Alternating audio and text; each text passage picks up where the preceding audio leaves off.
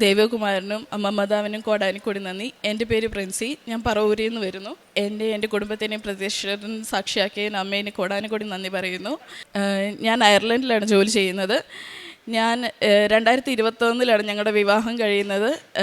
ഞങ്ങൾക്ക് 2022 അയർലൻഡിൽ പോകാനിടയാകുകയും 2022 ഡിസംബറിൽ എനിക്കൊരു സ്കാൻ ചെയ്യാൻ ഡോക്ടർ അഡ്വൈസ് ചെയ്യുകയും സ്കാൻ ചെയ്തപ്പോൾ അതിൽ 3 ലെയർ യൂട്രസിൽ കാണിക്കുന്നത് കൊണ്ട് എനിക്ക് പ്രഗ്നൻ്റ് ആകാൻ പറ്റുകയില്ലെന്നും അയാൾ തന്നെ അത് അബോട്ടായി പോവുകയും ചെയ്യുമെന്നും ഡോക്ടർ പറയുകയുണ്ടായി.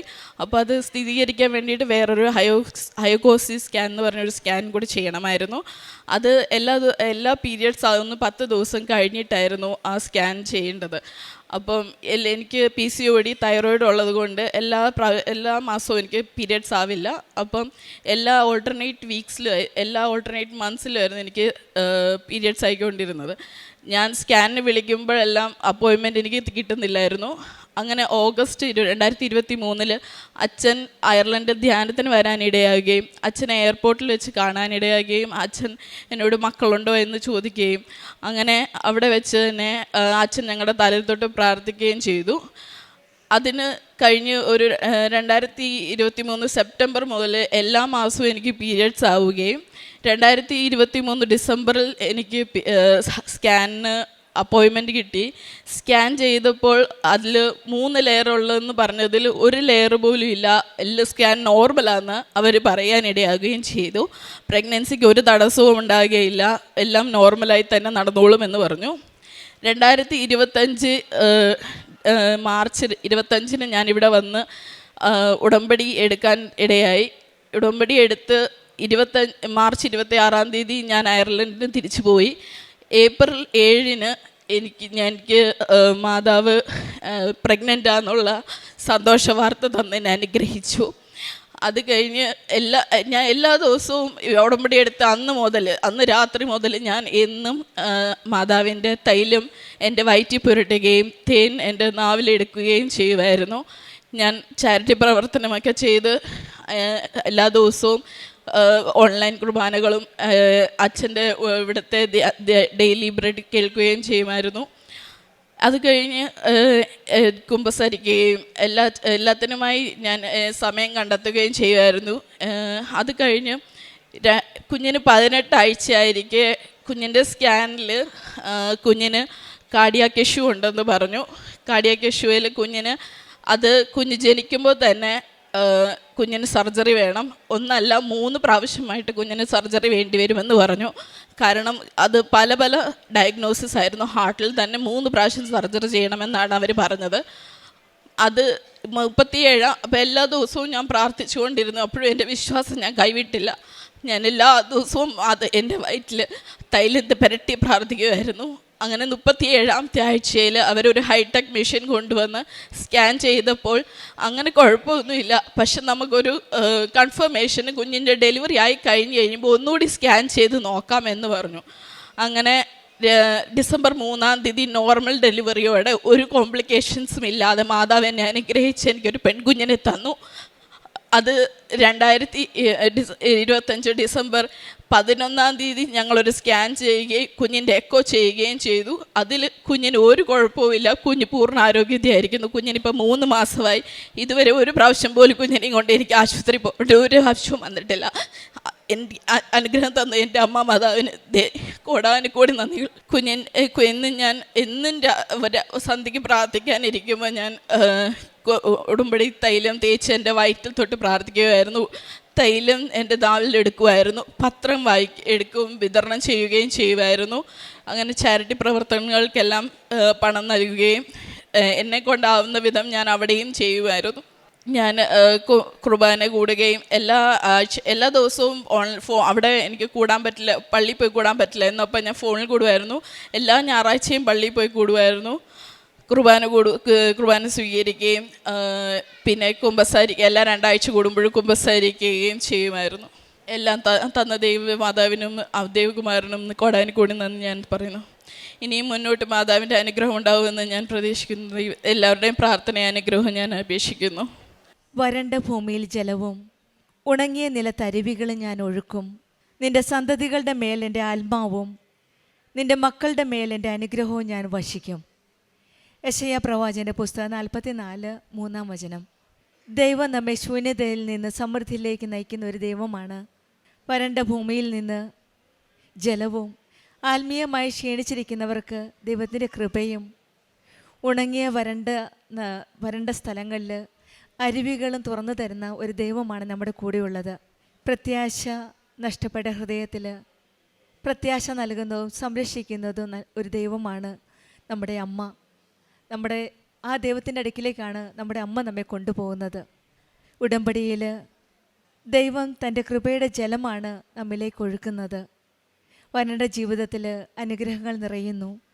പ്രശ്നങ്ങളിൽ ആത്മീയ ഉണർവാണ് നമുക്ക് നൽകുന്നത്.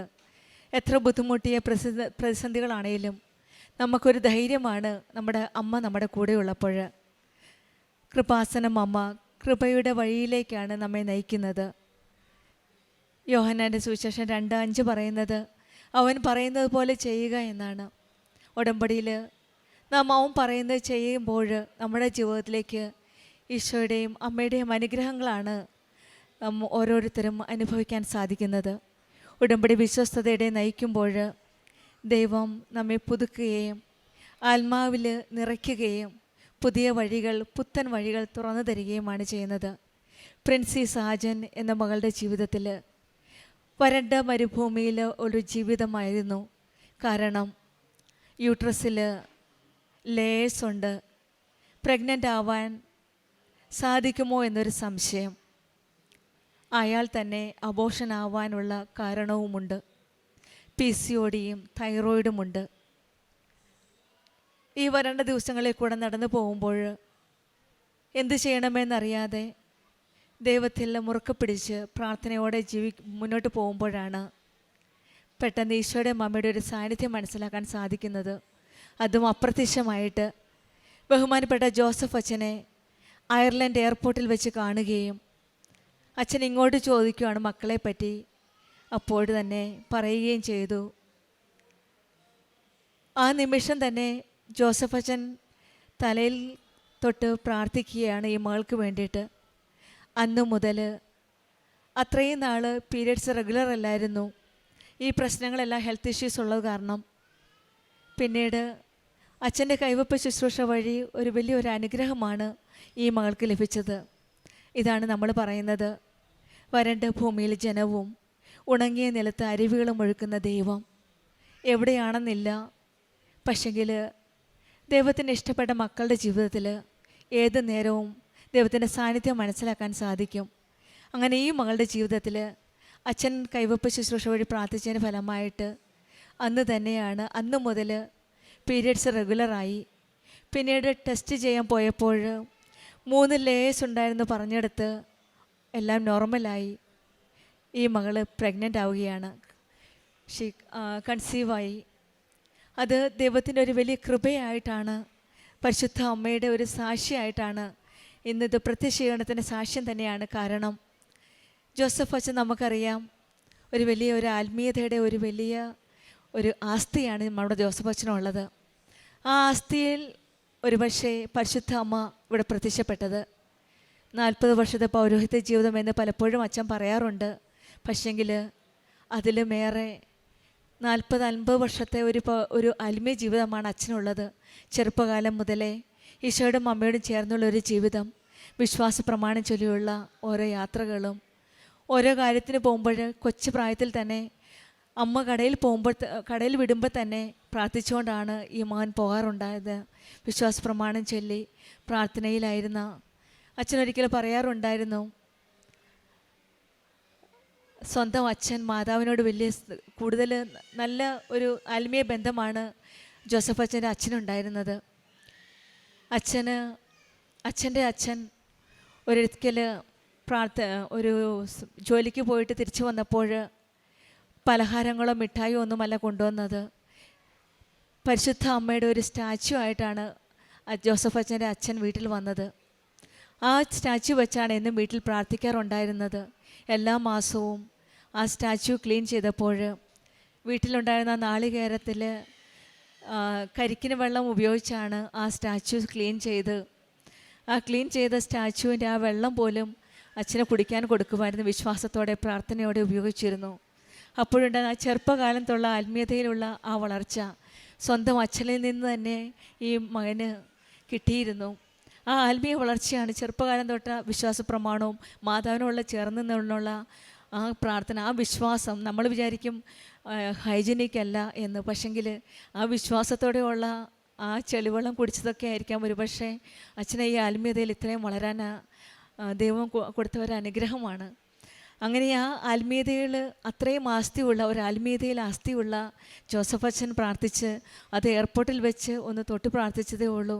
അതിൻ്റെ ഫലമായിട്ട് സാധിക്കില്ല, അസാധ്യമാണെന്ന കാര്യങ്ങൾ സാധ്യമാക്കി തരുന്ന ഒരമ്മയുടെ സാന്നിധ്യമാണ് ഈ മകളുടെ ജീവിതത്തിലേക്ക് കടന്നു വന്നത്. അങ്ങനെയാണ് പെട്ടെന്ന് തന്നെ പീരിയഡ്സ് റെഗുലറായി, ലേസ് ഡിസപ്പിയറായി, മകൾ പ്രഗ്നൻ്റായി.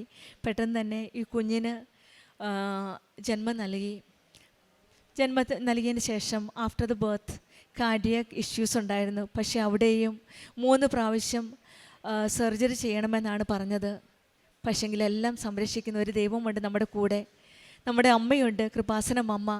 അതൊന്നും കൂടാതെ, സർജറി ഒന്നും കൂടാതെ ഇന്ന് ഈ കുഞ്ഞുമായിട്ട് പരിശുദ്ധ അമ്മയുടെ സന്നിധിയിൽ പ്രത്യക്ഷീകരണത്തിൻ്റെ സാക്ഷിയായിട്ട്, കാരണം ഡെലിവറി കഴിഞ്ഞ് അന്നേരം സർജറി ചെയ്യണമെന്നാണ് ഡോക്ടേഴ്സ് പറഞ്ഞിരുന്നത്.